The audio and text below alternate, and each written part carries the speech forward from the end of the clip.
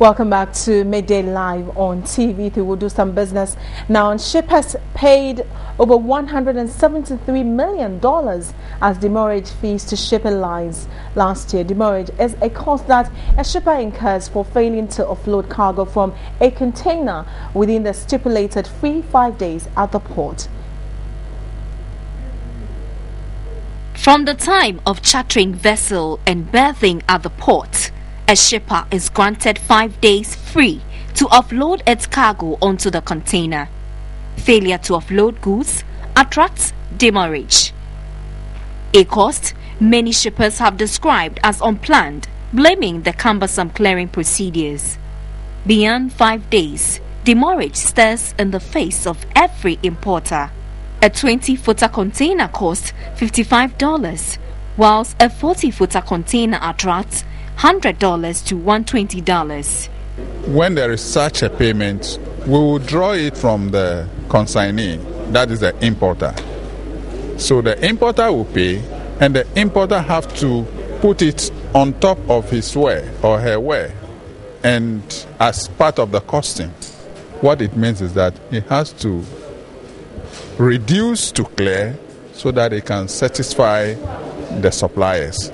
So when he declares loss, the business person is at a loss. The state also will have to record a loss, because if he has not earned out of that business, there is nothing called tax, the extra tax that is going to pay. Demurrage is not the only port fees which still remains a headache for most importers.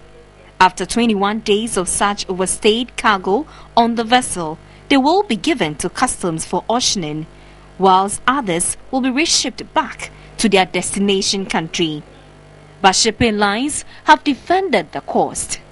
Our members are not resident companies, so it's like the importers, if they go out to buy, then it's like a foreign exchange transaction. In the same way, they pay for freight outside, but we are able to accommodate for shippers to pay freight locally. So we are saying that the freight collects should also be allowed to charge them.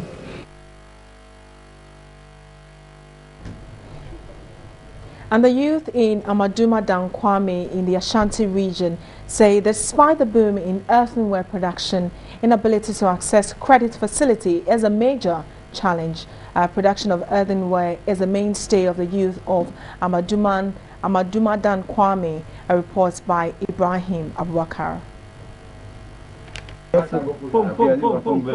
Manufacturing of earthenware bowls is a thriving venture which has attracted most youth in Amadum Adankwame, a community in Achimangwa district. Earthenware manufacturing business used to be a booming one in the community, gradually bouncing back as most of the youth in the area have begun exploring its prospects. Though common, the main raw material clay is hard to reach during the raining season. Some of the youth in the area depend solely on earthenware bowl manufacturing, while others complement the income with farming. About 90% of the production process is manual. Samuel Chumesi sells about 1,000 pieces of earthenware bowls, raking in almost 700 cedis a month. He admitted it is very lucrative, but inability to access loans is hampering expansion. Our main challenge is money. We need loans to procure materials to boost the business. Kofi Richard, who is new in the business, says it has made him independent. Amadum Adankwame community is currently referred to as Ayua Krom, which literally means earthenware bowl town, because the venture is gaining firm grounds in the community. A government-sponsored project to increase coffee production in the country is expected to become fully operational this year. The 4.2 million cedi project is meant to help farmers in the coffee-producing areas to revamp their farms and expand production of the cash crop. The 4-year program is under the direction of the Ghana Cocoa Board, which is also in charge of the coffee sector.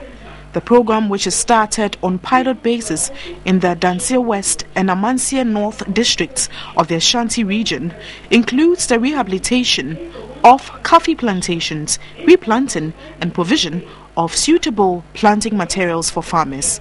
Fertilizer input will be increased to restore coffee output from 5,000 metric tons to 40,000 metric tons.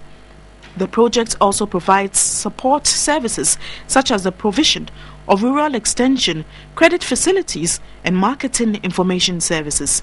Members of the Parliamentary Select Committee on Food, Agriculture and Cocoa Affairs paid a visit to some of the coffee farms in the Ashanti region.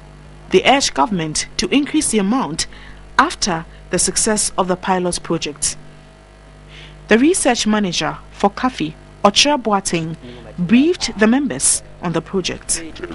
The project seeks to assist farmers to retrieve the farms that have been abandoned in the bush, and then those who are just interested and want to come in, assist them to establish new farms and, if possible, expand them. Within 2 years, these farms comes back into full fruition production.